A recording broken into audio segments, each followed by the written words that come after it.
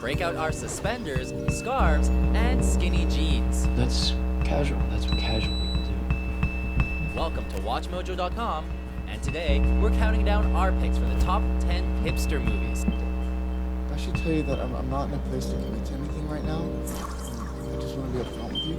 For this list, we're taking a look at the films that we feel appeal to the hipster subculture, with their quirky humor, indie music, and what's often considered higher intellectual themes. Everyone's got their drug of choice. It's like in Brave New World. You ever read that book? Who wrote that, Aldous? We've decided that Scott Pilgrim vs. the World doesn't quite meet the criteria, as it's more a satire than a hipster flick.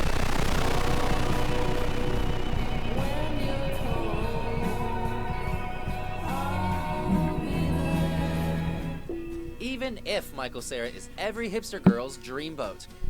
Number 10, Frances Ha. Hello, I'm Frances. Any millennial 20-something trying to make it in the big city and grow up will identify with Frances Halliday. Have I been dating anyone? No. Oh, Frances. It's time. Played by Greta Gerwig, Frances can't find steady work as a professional dancer. I'm a dancer, I guess. Unable to pay the bills or the rent, she often crashes with friends and maxes out credit cards. I'm gonna use this credit card I got in the mail.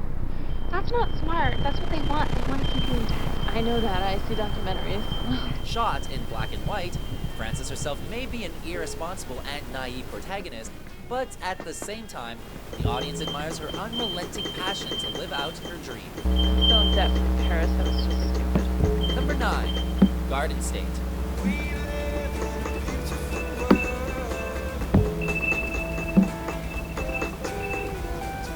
Zach Braff has directed, written, and starred in more than one hipster movie over the years, but Garden State remains his magnum opus.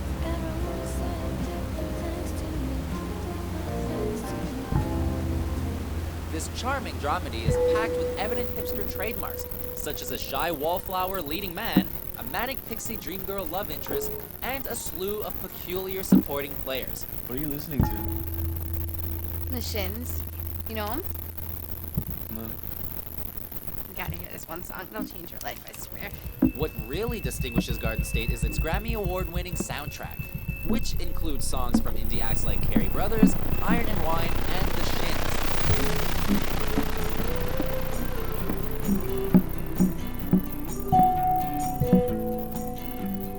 It's the definitive hipster playlist that every coming-of-age movie since has been attempting to recreate.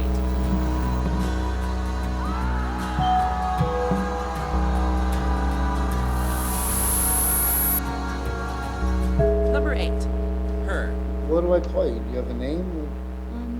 Yes. Samantha. Her takes place in a not-too-distant future where hipsters seem to have completely taken over the world. Hi. I'm Theodore. Just look at the film's architecture, fashion, and technology and tell us that hipsters didn't design them. Good morning, Theodore. Morning.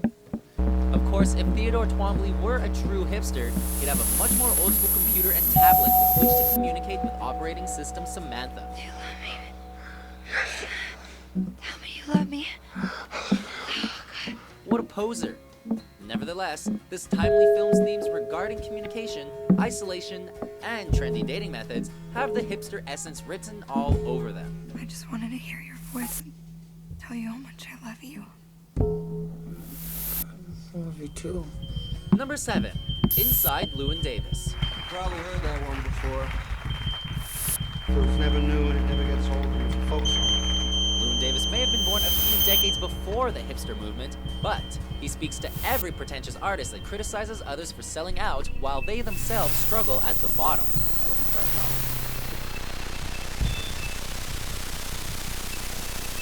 A wannabe folk singer, Llewyn has no idea what he's doing, where he's going, and pretty much ends up back where he started. Everything you touch turns to shit! Life simply won't throw this meandering bum a bone, but it does throw him a cat. Holy Jesus, what is that thing? It's my cat. Well, it's not my cat. Grown man with a cat. Is that part of your act? This is a brutally honest, if not disheartening, movie about ego, purpose, and the cruel nature of show business. What do you think? What? Him. Troy. forgotten man and the forgotten woman. Well, Number you're 6, not 500 forgotten Days of Summer. anymore. That I can tell you. Tom, don't go. Not forgotten. You're still my best friend. With her adorable wardrobe and unusual charm, there's no doubt that Zooey Deschanel is the queen of hipsters. You've good taste in music. Like the Smiths. Yeah. She was born to play the title character in 500 Days of Summer, who naturally attracts fellow hipster Tom. Do you like me? Yeah. When summer shines down on Tom, his life is as spirited as an indie rock album. This is exactly what I'm talking about. What does that even mean? Love. When storm clouds block out summer, however, Tom's life is murkier than an emo haircut. Sorry, I'm sorry. Gotta quit. There's enough bullshit in the world without my help. It just goes to show that love is harder to find than a hipster without vintage headphones, satchels, and sweater vests. I should go, but I'm really happy to see that you're doing well. Number 5, Submarine. Too good for me. Too good for anything. It's insane. Like many other hipster movies, Submarine focuses on a 15-year-old boy that often finds himself in socially uncomfortable situations, aspires to win the affection of a complicated girl, and talks more like he's 30. This is The Catcher in the Rye, a great example of a modern American novel. Sound is very influential. As Oliver, Craig Roberts hits just the right note between awkward and disturbed, yet he remains surprisingly relatable. I do, clearly. While many of Oliver's inner monologues may seem too witty and advanced for a young adult, director Richard Ayoade does a stellar job at capturing that transitioning age of uncertainty as kids emerge above the surface to face maturity. I was crying earlier.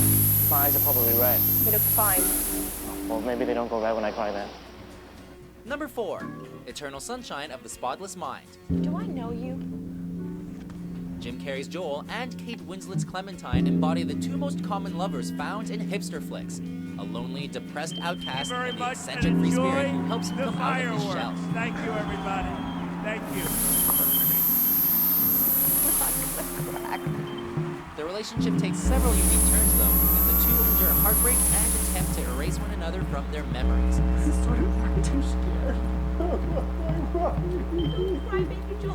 With the offbeat Michelle Gondry behind the camera, and the even more offbeat Charlie Kaufman penning the script, Eternal Sunshine of the Spotless Mind is an unconventional romance for the ages that's stranger than love itself. Try your best. Number 3, The Royal Tenenbaums. You didn't have to think about it, did you? With movies like Rushmore, Wes Anderson mastered the hipster art of being whimsical and bizarre, while also being totally ironic and deadpan. We left Buckley. Doesn't matter. The colorful people in The Royal Tenenbaums can only come from an artsy hipster's wonderful imagination. Those aren't mine. It just fell out of your pocket.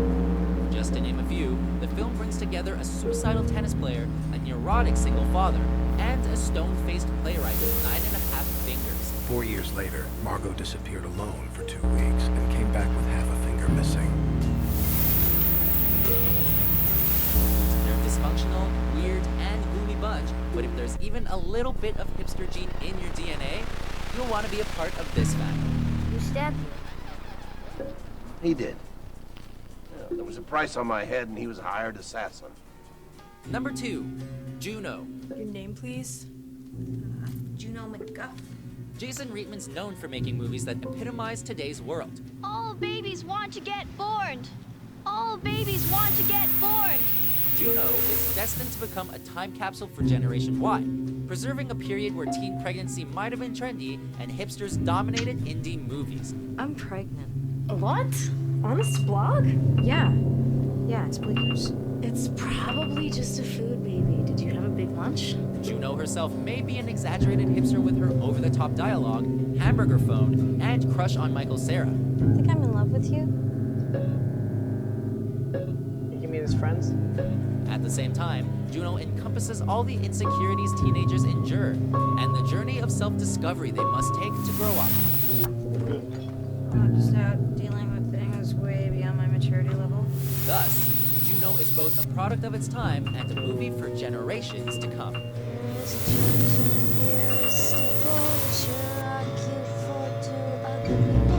Before we take a look at our top pick, here are a few honorable mentions. Boogie.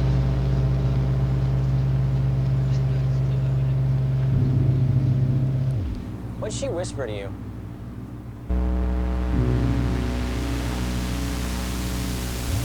Call me a dirty word. Go up a half. Go up a hole.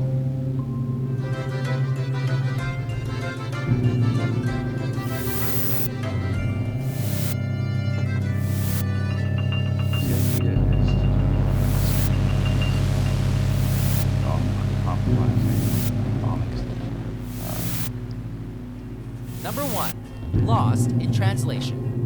Okay. Yeah.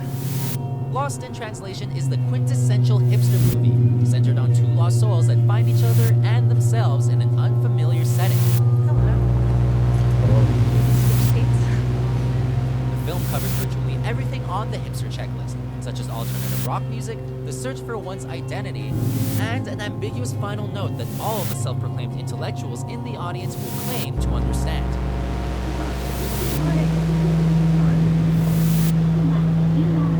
This isn't a movie purely for the hipster demographic, however.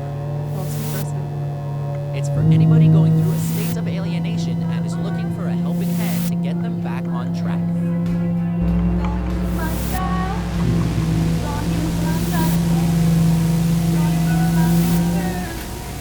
So, do you agree with our list?